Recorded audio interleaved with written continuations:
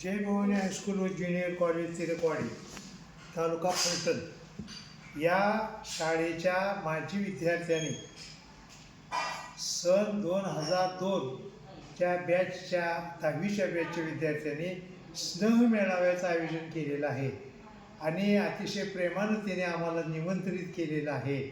त्याबद्दल त्यांना जितकं धन्यवाद देवं तेवढं थोडंच आहे, परंतु इतक्या वर्षानं का होईना ते आमची आठवण काढतात. हे याचा पाहून आम्हाला अतिशय आनंद होत आहे. हे सर्व विद्यार्थी जवळजवळ 2002पासून 24 म्हणजे 20-22 वर्षानंतर आम्ही आता भेटणार आहोत.